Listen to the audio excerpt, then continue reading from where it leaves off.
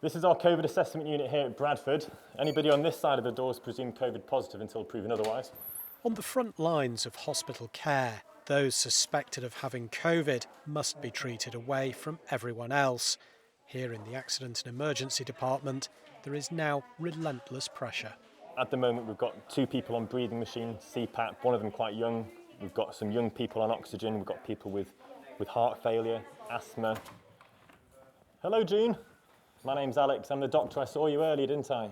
87-year-old June Chuck was brought into A&E this morning, struggling for breath. I was puffing and panting, and a bit of a cough, and I couldn't stand up very well. I said to my husband, I don't want to leave you. And he says, don't be daft. So we'll keep you updated. I'll keep popping back to you and we'll get you that cup of tea. Every single day we get people with COVID coming in, people with symptoms of COVID that we need to investigate. And every day we get people that need to be put on breathing machines because their oxygen levels are so low. It's hectic, it's busy, everybody's working flat out. There are 8 side rooms here, including a further 2 that are set up for intensive care.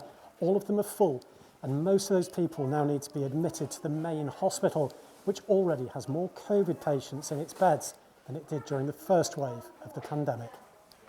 To try and reduce the pressure on A&E, everyone coming through the door is first screened for COVID. Just take your temperature. Before being assessed to see if they need to be here or whether they could be directed elsewhere, for example, to their own GP or an out-of-hours service. I think it's correct. I think you should really check in advance before you leave home that this is the right place to come. And it only took a couple of calls to the main line and a divert to this line to check, and they confirmed it was right for us to come before we left home.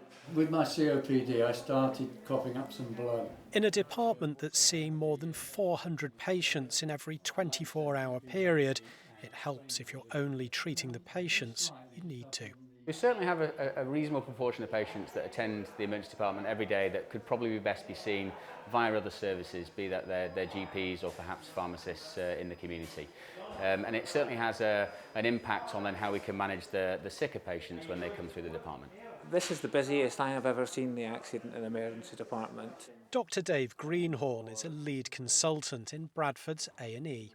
I think we have 2 great fears. One is that patients will turn up and don't need to be here, and that will put such pressure on the resources that we become overwhelmed. The second fear is that patients are too frightened to come to the hospital, and patients who require treatment don't come to the hospital. And getting that balance and that message across is difficult. Possibly go to a green ward.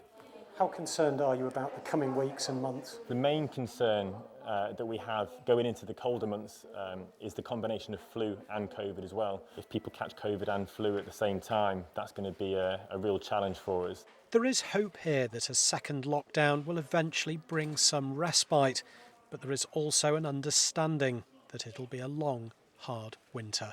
Jamie Coulson, BBC Look North, Bradford.